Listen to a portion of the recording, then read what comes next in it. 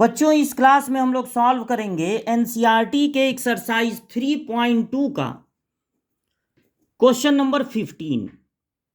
देखिए, question number 15 है find a square minus 5a plus 6i। अगर ए इतना है, ए क्या है, एक मैट्रिक्स है, और आपको यहां पर ए स्क्वायर भी दिख रहा है। सबसे पहले आपको ए स्क्वायर की वैल्यू फाइंड कर लेनी चाहिए। तो ए स्क्वायर का क्या मतलब होता है, ए का 2 बार मल्टीप्लाई। अब आप इस ए को 2 बार लिख लेंगे। देखिए, मैट्रिक्स के स्क्वायर का ये मतलब नहीं होता है कि सारे एलिमेंट का स्क्वायर करके लिख दिया जाए। मैट्रिक्स के स्क्वायर का ये मतलब नहीं होता है, बल्कि उन दोनों का मल्टीप्लाई करने पे ऐसा नहीं मिलता है कि 2 का स्क्वायर हो गया, इस 3 का 9 हो गया स्क्वायर हो के, ऐसा नहीं मिलता है। इसलिए आप स्क्वायर कर करके इनको नहीं लिख सकते हैं। जैसे 2 मैट्रिक्स का मल्टीप्लाई होता है वैसे आपको मल्टीप्लाई करना पड़ेगा। अब कैसे होता है मैट्रिक्स का मल्टीप्लाई? पहला वाला कॉलम ले लेते हैं और बाकी जो दोनों कॉलम हैं उनको अभी इग्नोर करेंगे। तो पहला कॉलम लेंगे, क्या मिलेगा, 2 2 1। यहां पर 3 एलिमेंट हैं और यहां पर 3 कॉलम हैं। पहले एलिमेंट 2 से पहले कॉलम में मल्टीप्लाई होगा, 2 से 4 4 2, फिर प्लस लगा लेंगे। सेकंड एलिमेंट से सेकंड में मल्टीप्लाई होगा, मतलब 2 का, तो 0 2 और -2। थर्ड एलिमेंट से, अभी इनको नहीं देखना है, थर्ड एलिमेंट से थर्ड में मल्टीप्लाई होगा प्लस लगा के, तो यहां पर प्लस लगा दीजिए। 1 का मल्टीप्लाई होगा 1 3 0। अब सेकंड कॉलम लेंगे और अलग लिखेंगे।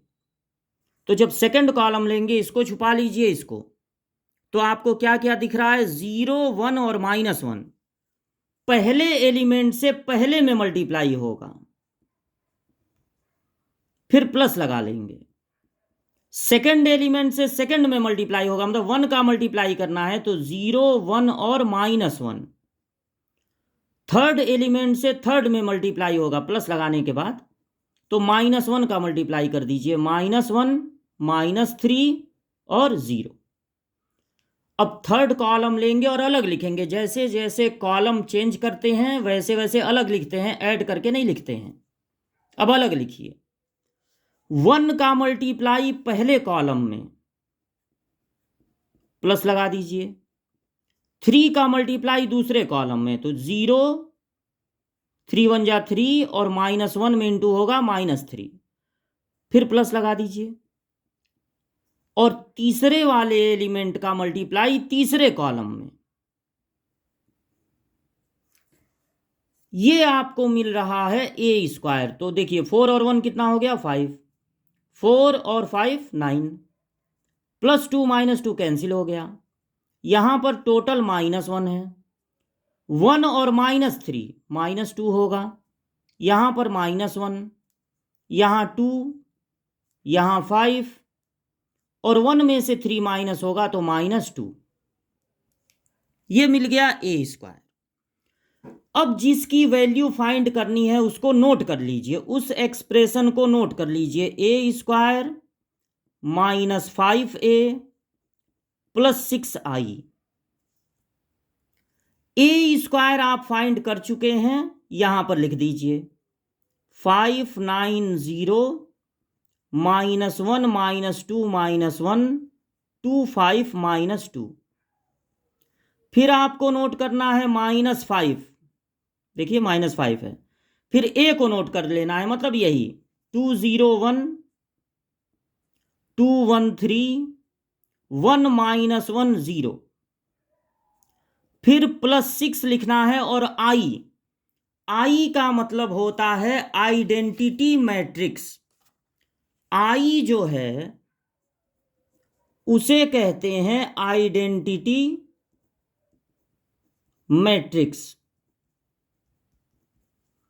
ये हमेशा से एक स्क्वायर मैट्रिक्स होता है।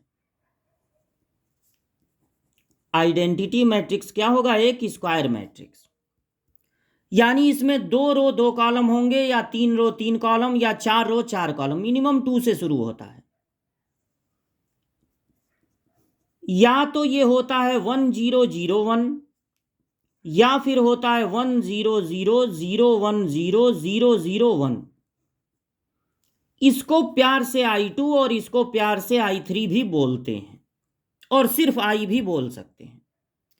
यह आपके कॉमन सेंस पे डिपेंड करता है कि अगर आपका जो क्वेश्चन है वो है 3 इंटू 3 के मैट्रिक्स वाला, तो आप समझ जाएंगे कि I का मतलब वहां पर I2 नहीं है, I का मतलब वहां पर I3 है। इसे कहते हैं प्रिंसिपल डायगोनल। जिस मैट्रिक्स का प्रिंसिपल डायगोनल का सारा एलिमेंट 1 होगा और बाकी एलिमेंट 0 होंगे, उसको कहते हैं आइडेंटिटी मैट्रिक्स। इसको इसलिए आइडेंटिटी मैट्रिक्स कहते हैं क्योंकि अगर इसका मल्टीप्लाई किसी मैट्रिक्स में होगा तो वही मैट्रिक्स दोबारा मिल जाएगा, इससे मल्टीप्लाई करने पे उस पर कोई फर्क नहीं पड़ेगा। इसीलिए इसको कहते हैं आइडेंटिटी मैट्रिक्स। तो आप समझ गए होंगे कि यहां पर I का क्या मतलब है। यहां I का मतलब है I3, यानी 1 0 0 0 1 0 0 0 1। अब इसको और आगे सॉल्व कीजिए, इसको नोट कर लीजिए।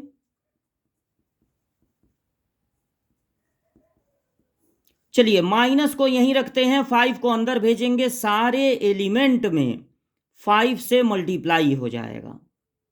सारे एलिमेंट में 5 से मल्टीप्लाई, और प्लस बाहर रहेगा, 6 का मल्टीप्लाई सारे एलिमेंट में होगा। जब बाहर से कोई नंबर मैट्रिक्स के अंदर भेजा जाता है तो उसका मल्टीप्लाई सारे एलिमेंट में होता है। अब देखिए क्या आपको मिलेगा। इनको माइनस प्लस करना है, तो माइनस प्लस करते समय position wise element plus minus होते हैं, यानी सामने सामने वाले प्लस माइनस होंगे। अब 5 है प्लस में, 6 है प्लस में, और 10 है माइनस में, तो 5 और 6 हो जाएगा 11, 11 में से 10 माइनस होगा तो 1, -1, और ये तो 0 है और ये भी 0, तो यहां पर आएगा -1। 2 - 5, और ये तो 0 है, -3 होगा। 9 में से 10 माइनस होगा -1, और यहां पर 0 है तो -1 ही रहेगा। -2 और -5 -7 हो गया, और +6 यानी बचा -1। 5 - 15 -10 हो गया, और यहां तो 0 है इस पोजीशन पे। 0 - 5 हो गया -5, -1 और +5 यानी 4 हो गया, और यहां तो 0 है तो 4 ही रहेगा। -2, और ये तो 0 है, और +6 यानी 4 हो जाएगा। यही आंसर हो जाएगा। यानी फाइंड जो इसकी वैल्यू कहा था वो एक मैट्रिक्स आ रही है, और वो मैट्रिक्स ये है।